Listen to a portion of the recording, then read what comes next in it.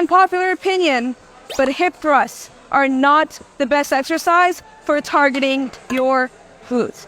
Pause that. Hip thrusts are one of the best exercises for targeting your glutes because the exercise she'll go on to show don't target your glutes. So for building the glutes, that's debatable. But for targeting the glutes, they do a good job of isolating the glutes. See, hip thrusts work your glutes in the shortened position at the top of the movement, which is okay, it's bad, but numerous studies have shown that working your muscles in the lengthened position is far more effective to see results.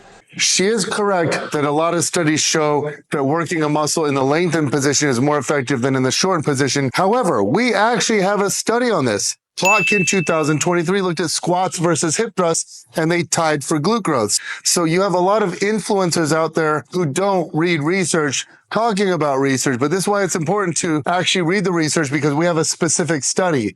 So she is correct. In general, working a muscle in a lengthened position is more effective than a shortened position, but we have a study looking at this exact question and they tied. So does the hip thrust move you through a large enough range of motion, or do the glutes not need a stretch? We don't know yet. Time will tell. But yes, she's wrong about that. What does this mean for our glutes? It means utilizing things like lunges, deadlifts, squat variation. Okay, I'm going to pause here because this squat variation she's showing does a good job of isolating the quads. If you really want to work your glutes in a squat, lean forward and sit back. Reach back with your glutes and keep the shins fairly vertical.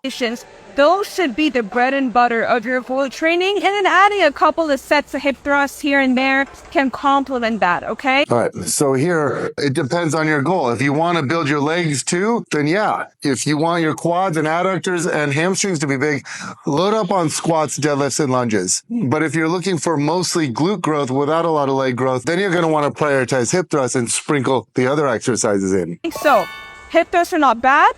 Just don't only do hip thrusts if you really want to focus on your glutes. Agreed. Don't only do hip thrusts. Do a variety until we know more. So, Aaliyah, you're very passionate. I've seen you make this post several times. It always gets sent to me. Please check out Plotkin 2023. We do need more research on the glutes to be able to answer this question. But as for now, squats and hip thrusts tied for glute growth. And it was on beginners. If it was advanced subjects, maybe hip thrusts would see even better results. We don't know. I'm Bret Contreras, a.k.a. the Glute Guy.